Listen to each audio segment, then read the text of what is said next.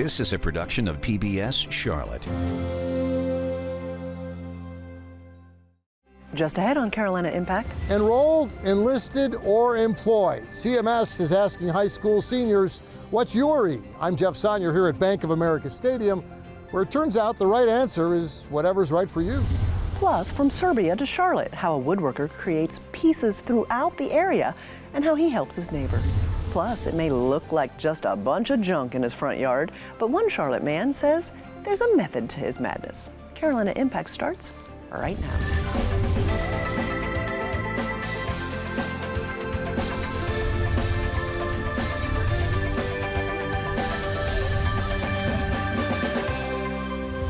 Good evening. Thanks so much for joining us. I'm Amy Burkett. Graduation day is only a few weeks away at Charlotte Mecklenburg schools. Everybody moving up a grade, except for high school seniors who are moving out into the real world. And CMS wants to make sure those students are ready for what's next. Carolina Impact's Jeff Sonnier and videographer Max Arnold take us to Bank of America Stadium for an event that CMS is calling What's Your E?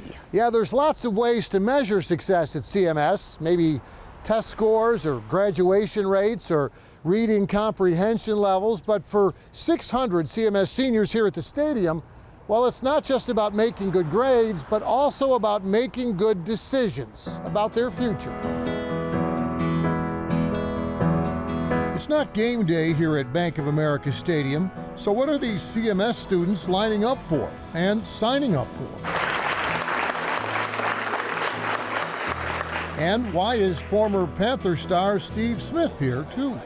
You don't know who Steve Smith is. By the end of this game, you don't know who he is. The Carolina Panthers are in the Super Bowl. Gonna go deep down the far sideline. It is caught. Touchdown, Steve Smith. But before he had an all-pro Panthers career, before he had a big-time football scholarship to college, Steve Smith says what he had first is what all these high school kids should have now, a plan. I have employment. I didn't work at a big firm. I put myself through college, my mom was struggling. Worked at Taco Bell for 2.5 years. Smith is the keynote speaker at this year's first ever CMS What's Your E celebration. Nathan Benson, Zelaya Torrance, Zariah Stevens, and Cesar Reyes Landavarde. Over 600 CMS students showing up and showing off their certificates, showing that they're ready for what comes next after high school. So my job is to articulate, like I'm doing now, and tell your story. Our goal is to ensure that every student graduates from CMS enrolled, enlisted, or employed. Those 3 E's, enrolled, enlisted, or employed, are a theme that first-year CMS Superintendent Crystal Hill first told us about at the beginning of the school year, explaining that for individual students, a CMS education can't just be one size fits all anymore. One of the things that we're charged with is preparing today's students for tomorrow's future. And it's a future that is so uncertain, we don't know what tomorrow holds. Enrolled. For these CMS seniors headed to college, What's Your E means already enrolling in college-level classes offered jointly by CMS and Central Piedmont, getting exposures to careers that require a college diploma. Cora McDaniel wants to become a children's counselor. I got to do general psychology as my dual enrollment class, and it not only gave me like the college credits for that course, which is a plus, but I got to kind of test the waters and see if I even wanted to be a psychology major when I went to college, and I still do. So, you know, that's a great thing for me.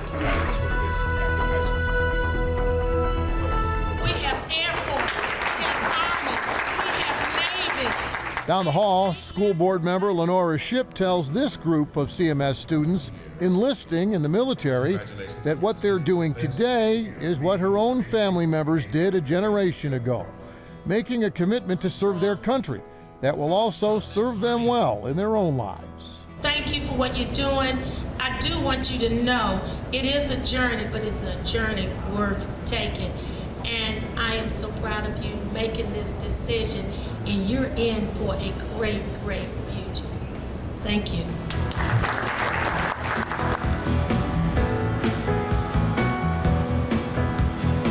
I want to say congratulations to you on selecting your E, which is employed. And while getting that first full-time job right out of high school isn't always easy, some of these employed CMS students already have job skills they learned while in high school.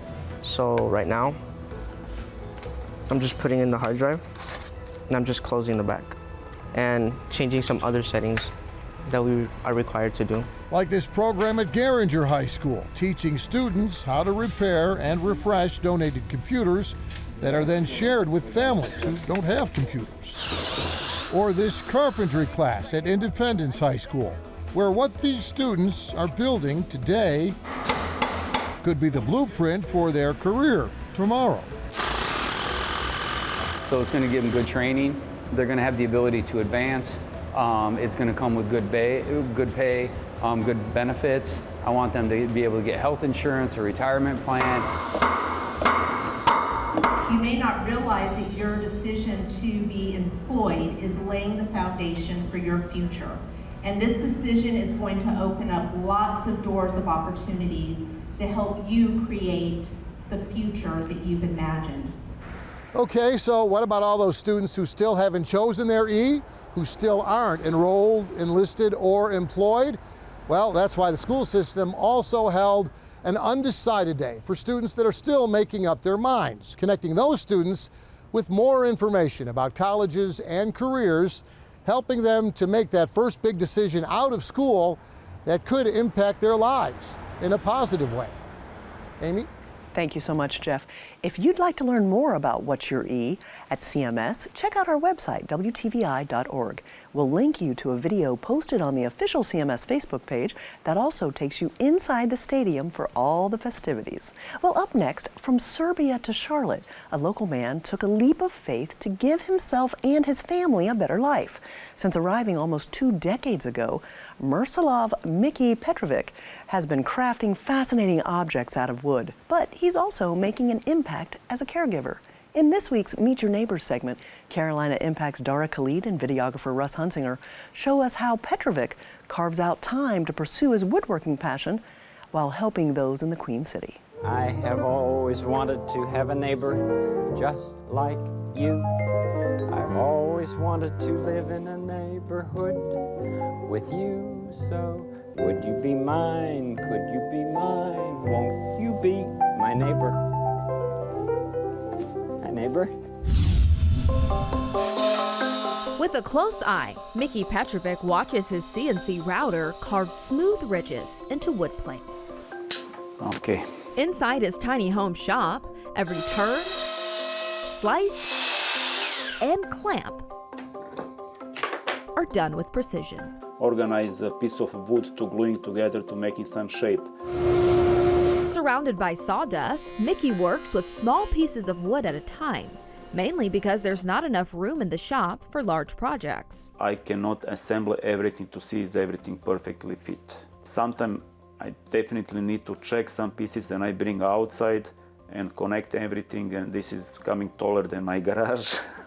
Taller than his garage and house, Miki is talking about the iconostastis stands he's made for different Orthodox churches across the country, including his own in Charlotte.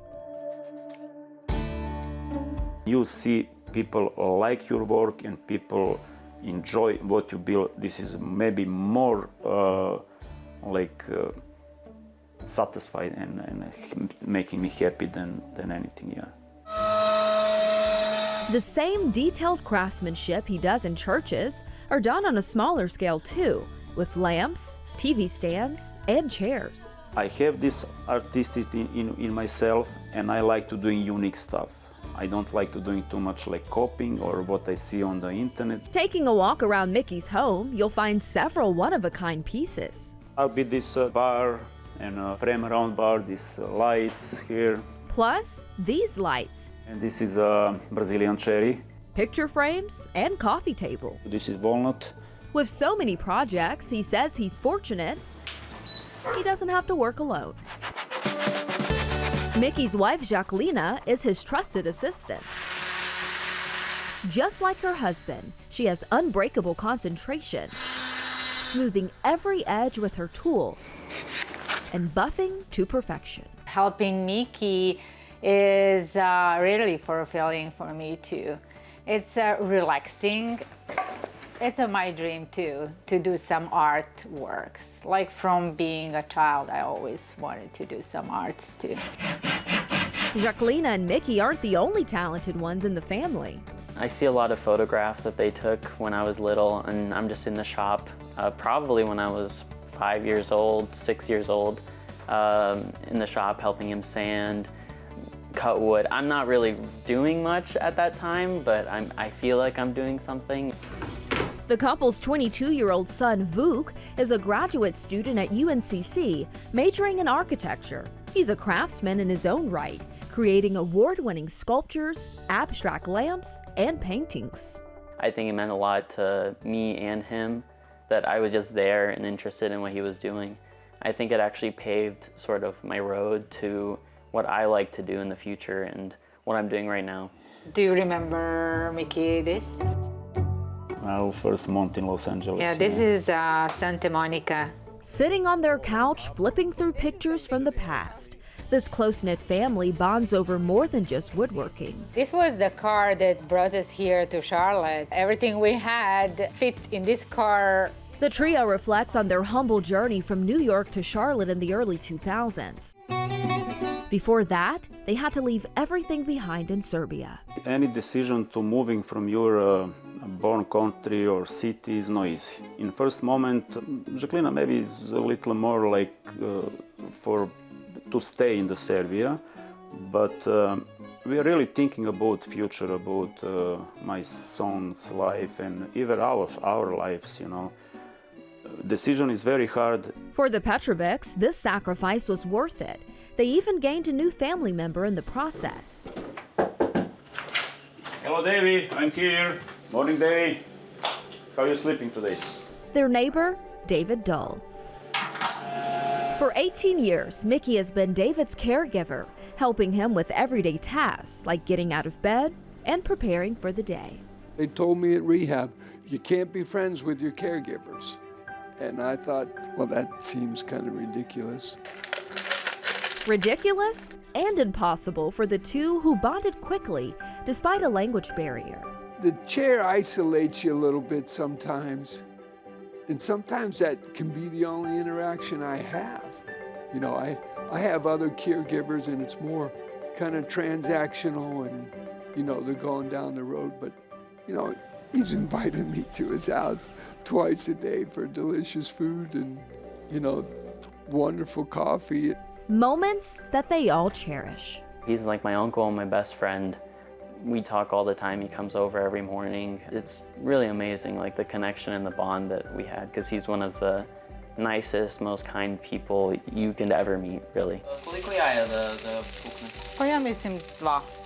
Even though they're over 5,000 miles from their native home, the Petrovics say they wouldn't trade anything for their newfound home in Charlotte or the friends who've become family. For Carolina Impact, I'm Dara Khalid. Thanks, Dara. Here's a fun fact. Mickey says it takes him anywhere from 9 months to a year to complete one of those massive iconostasis stands you saw. He also tells us he's building a few smaller items right now for different churches throughout the area. Well, continuing on with our creative theme, art, for most of us, brings joy, beauty, and enrichment to our lives. But what about the artists who create the beauty? You may have heard the phrase starving artist. However, for supporters of the art world, it's a description that some say should disappear.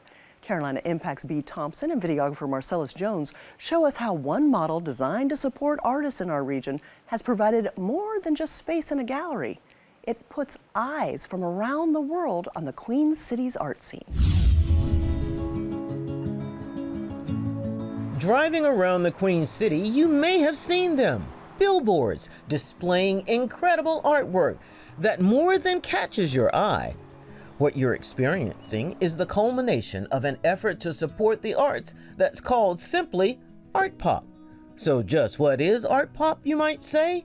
Its creator and originator, Wendy Hickey, describes it this way. We're here to make art accessible to every single person who lives in this community who goes outside of their door. 11 years ago, she started this concept. As one who had worked in the billboard industry, her aha moment was to utilize those billboards as a springboard for supporting artists. And those judges change every year, and those judges select 20 artists each and every year, and we support them for an entire calendar year through showing their art on billboards, through business education classes, through events and selling opportunities. We do absolutely everything imaginable for these artists for an entire calendar year, and then they are always a part of our community. For all the artists who become a part of this effort, the change in their lives and their careers has been monumental. It changed my trajectory at the time. I planned, since I got into Art Pop, I made a plan to get back into my business. The former illustrator says the 1 year specific development of her business plan, wider exposure of her art, all have provided a major assist. But the biggest assist for the Houston transplant was having a community of artists around her. I cannot do this alone, and I don't want to do this alone. I need that community and I need that support. And to be seen means so much, and the interaction I'm getting with the public and the way people are responding to my work has been incredible. And it does make me feel, yes, I can do this. And without art, without our ability to feel, to think, to interact, we don't have much. I learned that I could take an idea or visual in my brain and I could communicate that onto paper. And after that, it was like, I was kind of like a scientist. And then I learned about alchemy. And from there, I just couldn't let it go. So I kept going with it. Each artist has their own space where they create the pieces that Art Pop helps to promote, while assisting that artist with everything from business plans to exhibit spaces. In the 11 years of Art Pop, 207 artists have been through the program. Now a new program called Inspiration Projects has aided an additional 60 to 80 other artists by serving as project managers. It is the next step to aid the artist. We act as the project management firm, and we take care of every detail and deliver you back your project. But we do that by hiring a local artist to make sure that that project gets completed. Over the past 3 years, those projects have made a major financial difference for the artists.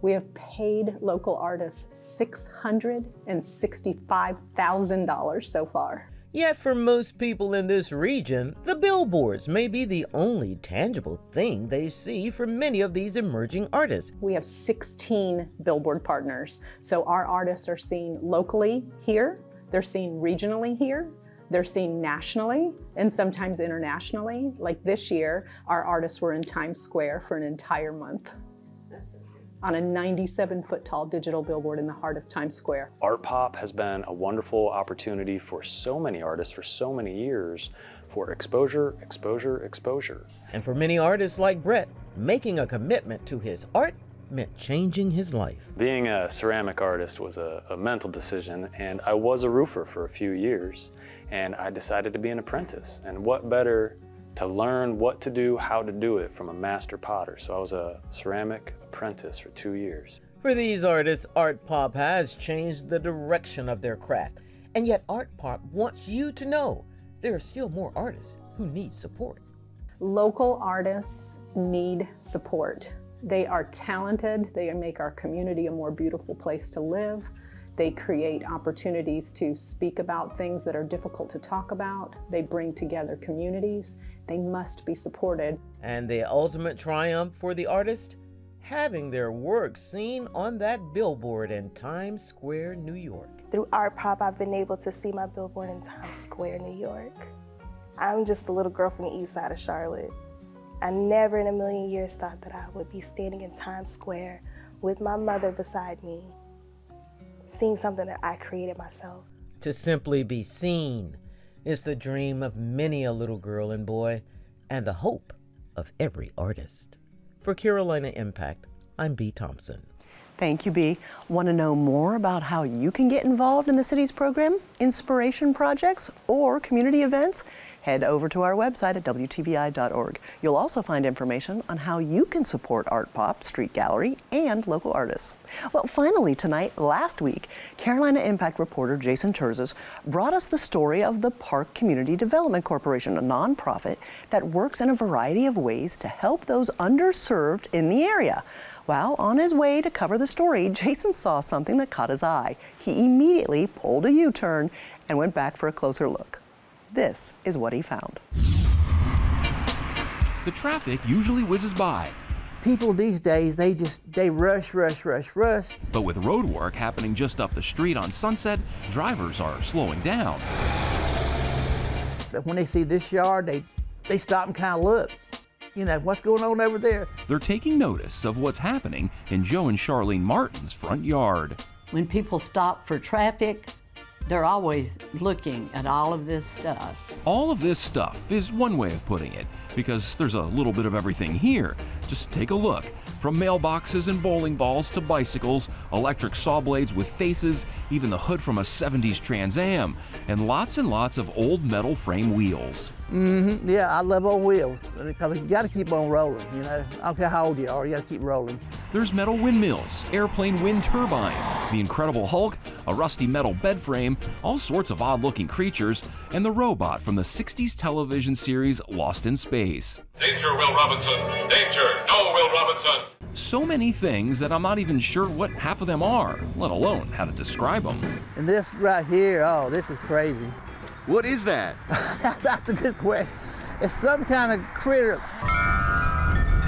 There's wind chimes and a wooden whale, racing tires and parking meters, metal grasshoppers and roosters, an old Charlotte Coliseum road sign, even some sort of metal muffler lady. Here's the pretty lady. I call her pretty lady, but she's not really too pretty, but she's been through a lot of windstorms and hurricanes and got kind of fat lips. A piece of driftwood hit her in the lips one day. Some might look at it and just call it a junkyard. Others see art and beauty and tons of nostalgia. I think it gives them a flashback to the past, I really do. Because the world's the world. You got all kind of different things. And a lot of times you have to go to a certain place to see them. Then you come to this yard and see everything. And we've had 2 or 3 neighbors come by and say, we enjoy your yard every time we come through here, and we come by here every day going to work. Joe and Charlene have called this place home for nearly 25 years. They had some of the stuff when they moved in, but since they did, they just kept accumulating. I went with him everywhere he would go, usually buying this stuff, and sometimes wondering, okay, where's he gonna put it? And this old boat, this right boat used to be on the river for about 30 or 40 years. And this lady had it, was fixing the junk, it sell for junk, and me and my buddy got it and brought it here. The collection actually started inside with a Native American theme. There's wood carvings, pots, tapestry, knives, even iron arrows. I've been collecting Indian stuff for a long time, and I started going to shows and meeting some people, and they was collectors. Back in their day, they would go out and dig for the stuff, get permits, and go out and dig for it. He started bringing so many things. He was using everything with a flat surface, and I didn't have a place to put anything. As the years went by, Joe started picking up more and more things, and since he ran out of space inside, things started going outside. Flea markets, like the antique malls. We go to Nashville once a year, and a big one up there. I mean, they have all kind of things up there. There's so much stuff, not even the front yard could contain it all. So it went around to the side, where you'll find a boat motor, Colonel Sanders, and a fence with a fishing theme. That's the fence of happiness. The fence of happiness? Yeah. Now why do you call it that? Because when people come out here, they get happy. They're looking at it. I remember that. Where'd you get that? You know. A sign out front says, "Park here," and people often do. One lady recently spent 3 hours roaming the yard. Some ask if stuff is for sale. Others want to drop things off. A man stopped one time out in the road, and he looked like he was headed to the junkyard. And I thought, oh gosh, what's he doing? So I went out there, and he wanted to leave off something. He said, I thought this was too good to go to the junkyard, and it looks like that it could belong right in this yard. Can I leave it off? I said, well, go ahead and leave it. Yeah, and I think Joe would be okay with that. One day this guy I found this in the yard. He dropped off this old goat in the yard. He said, my mom don't like that old goat, because when she was a kid, It buttered her a lot of times. It scared her. So she said, will you please take it? So I took it. One visitor even found a part to an old tractor he'd been searching for. The part had long ago been discontinued, and he couldn't find it anywhere else. He said, I'd like to buy it from you. I said, nah. He told me about it, and I said, just keep it. Intermixed with all the stuff, there's a slew of plants, and out back there's a greenhouse full of cactuses. And that's the old man cactus right here. The guy in the back? Yeah, he's about 35 years old. Wow. Look, don't fall in love with the cactus, you get stuck. And that's true. Joe often gives visitors a plant as a way of saying thanks for stopping by. And I usually give them a little something. I dig them up a plant or take them to the greenhouse, give them a cactus or something like that, you know. Just, you know, you got to give something back. You can't keep everything all the time. Whether you call it a junkyard, an artistic garden, or anything else, Joe's goal in all this is simple: to make people happy, if even for the few seconds it takes to drive by. Right. It's worth it. I don't care. You know, where we go in life, you got to give something back, a lot back. If you make people smile, you're doing a good job. A smile's a lot better than a frown. I bet even the chilling out alien along the front walk would agree. For Carolina Impact, I'm Jason Terses reporting. Thank you, Jason. The Martins say no one has ever stolen anything from their yard. And all told, Joe estimates he's spent well over $100,000 on all the things he has there, with just about all of it photographed, cataloged, and insured. If you have an interesting story idea like this one, email us the details to stories@WTVI.org. Before we leave this evening, I want to say thank you to the amazing group of homeschoolers from across our region who turned out today to be in our studio audience. They had great questions and just a darn good-looking group. Well, that is all the time we have now. Thanks so much for joining us. We always appreciate your time and look forward to seeing you back here again next time on Carolina Impact. Good night, my friends.